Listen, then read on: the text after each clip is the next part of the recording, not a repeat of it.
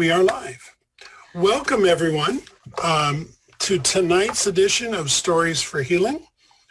As you may know, many of you are coming back and back again, which is just what we want. This is a time for us to hear stories of healing told by storytellers from around the world. As you all know, these are difficult times. These are difficult times of division and anxiety and stress. And those of us in the United States think it's all ours, but I will tell you this is a condition around the world. It's a condition of the human spirit right now. And the solution does not lie with me telling you what you should do or that I'm right and you're wrong or the other way around. It comes from learning how to listen to each other and listen to each other with open hearts. And what better way to do that than through a story, to listen to a story of healing. That's what we as storytellers do anyway, is tell stories for healing, and now we're really called to that. I'll mention before we start our story that as of today, with just a week under our belt, over almost 1,500 views of these videos have happened here on Facebook, hundreds of views on YouTube, and so I want to encourage you to keep coming back, to invite others to come. We just tell a story or two about healing, and that's all we ask, is for you to listen and pass it on. So tonight we're very pleased to have a dear friend and storyteller, Susi Wolf, tell us a story. So Susi, please tell us a story. Thank you so much, and thank you, Jim, for doing this. This is an act of love and kindness, and truly something that is so needed right now. And it is my honor to be here, my dear friend, and share a story. And the story that I'm going to tell, it comes from the British Isle, but it actually has been known to be told in other traditions as well. And it's about a man who, he just didn't seem to believe he had any luck. He really thought other people had luck, but he believed he didn't have any luck. Why don't I have luck? God gave luck to everyone else, but he didn't give luck to me. That's not fair. I want luck too. How am I going to get luck like everyone else?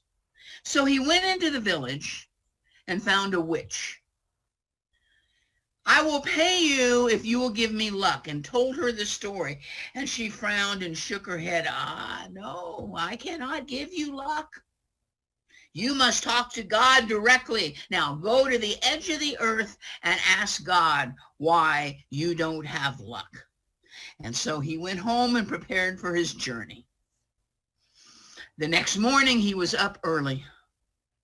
He faced the east and he began to walk. A day, a week, a month and a day. He came to a place where on one side of the road there was a pack of wolves. Oh, they were hardy, fluffy, and strong. But on the other side of the road was a lone wolf, so sickly. He was so weak he couldn't stand. And he was filled with mange. His fur had fallen out. Where are you going, sir? The wolf asked him. I'm going to the edge of the earth and ask God why I don't have any luck. Sir, when you see God, would you ask him why I'm so sick? Look at the rest of my pack. They're so strong and healthy, and I am so weak and ill. Please ask God for me. And the man said that he would. So he continued facing the east. He walked a day, a week, a month and a day. He came to a place in the road where there were trees, and oh, they were tall, and it was like they reached the sky. They were so hardy, but there was one tree, so scraggly. It lost all of its leaves. It was bent over. It had hardly any height at all. Oh, it was horrible looking. Sir, where are you going? The tree asked. I'm going to the edge of the earth. I'm going to ask God why I don't have any luck. Sir, please ask God for me why I am so scraggly.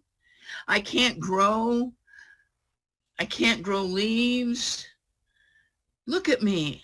I'm awful compared to the other trees. Please, sir, find out what's wrong with me. And the man said that he would. He turned to the east. He began to walk.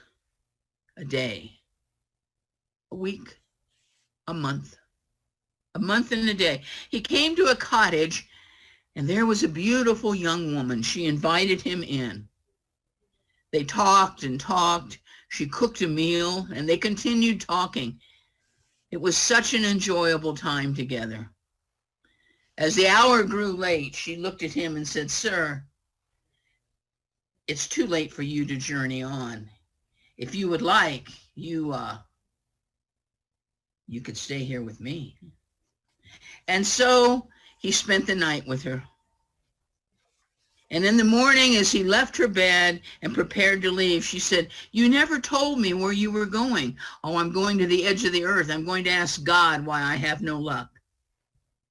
"Sir, will you ask God for me why I don't have a husband? I'm a good woman. I would make a wonderful wife. Why don't I have a husband?" And the man said that he would. He turned to the east and he walked. A day, a week, a month and a day. He came to the edge of the world. It ended at a cliff, and all that lay before him was fog and clouds and air and wind. And he looked into the dimness.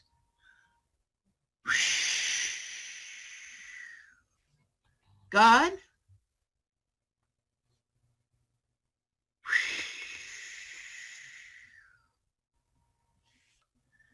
God?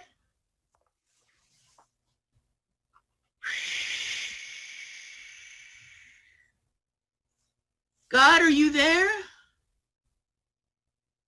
And then the voice, "Of course I'm here. I'm always here." "God, why don't I have any luck? You gave luck to everyone else, but you didn't give luck to me. Please, God, I want luck. What must I do? I want luck. Why don't I have luck?"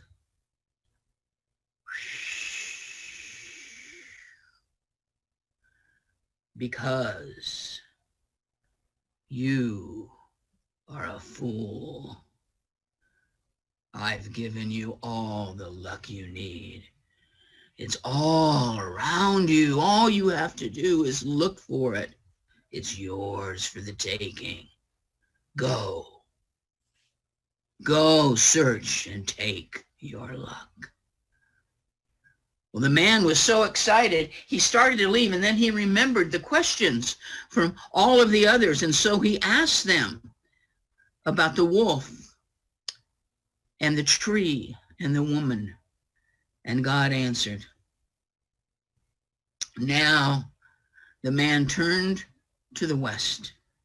He walked a day, a week, a month and a day. He came to the cottage where the beautiful young woman lived. And of course, she welcomed him with open arms. "I'm so glad you're back." They talked and talked. She cooked a meal. He again bedded her. And in the morning, as he was preparing to leave, did you go to the edge of the earth? Did you find God? Yes. Did you ask him about me? Yes. He said, "You don't have a husband because you haven't really looked. Just be open and find a good man and marry that good man." Well, she looked at him and blushed. "You know, I am a good woman, and you are a good man. I think it would be good that we should marry. We could have a wonderful life together here. Why don't we marry?" And the man replied, "Oh, I would love to do that, but I can't. You see, I'm in search of my luck. I must hurry on and go find my luck." And so he left her behind, and facing the west, he walked a day, a week, a month and a day. He came to the scraggly tree. "Did you find God?" the tree asked. "I did." "Did you ask him about me?" "Yes." He said, "The reason that you can't grow or sprout leaves is because your roots are blocked. Just below the surface, there is a huge metal box in the ground filled with gold coins, and it's blocking your roots from growing and being able to reach the nutrients that you need. All you have to do is take the box out, and you will grow high and hardy, just like the other trees." Sir, the tree said, "I know where there's a shovel. Sir, will you dig up the box of coins and take them away, that I can be healthy?" And the man said, "Oh, I'd like to, but I can't. I'm in search of my luck, and I must hurry. I must be on my way to go find my luck."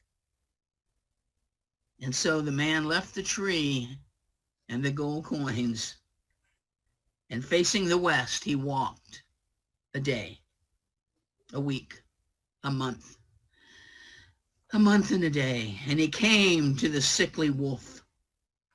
"Did you find God?" the wolf asked. "I did." "Did you ask him about me?" "I did." He said, "The reason that all of the other wolves are so healthy and that you're not is because they're eating properly. You're not getting enough protein. You're undernourished. All you have to do is eat right, and you will be as healthy as they are." He said, "All you need to do is eat the first fool that comes your way." And that's exactly what the wolf did.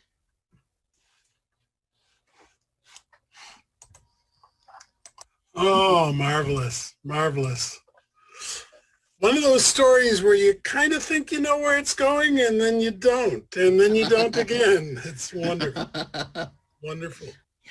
And where is that story from, or where? It's version did you the hear? version that I learned it from is from the British Isle, but there's other versions, a few other versions here and there. Sure. But that's probably the best known one, is from the British Isle. Okay.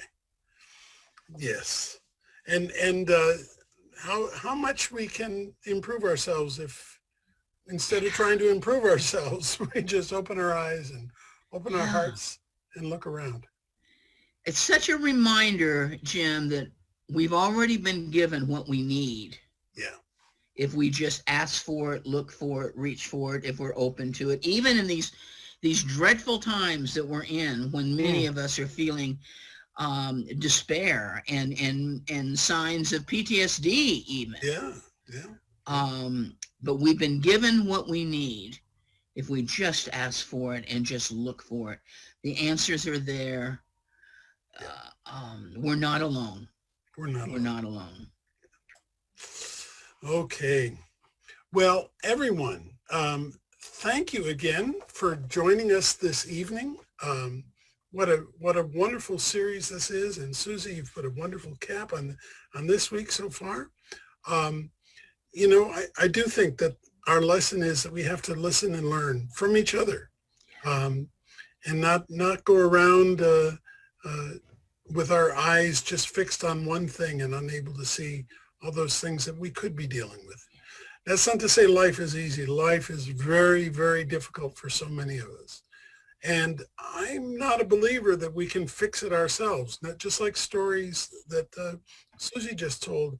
We have to work together, and we have to work together with an open heart to make that work.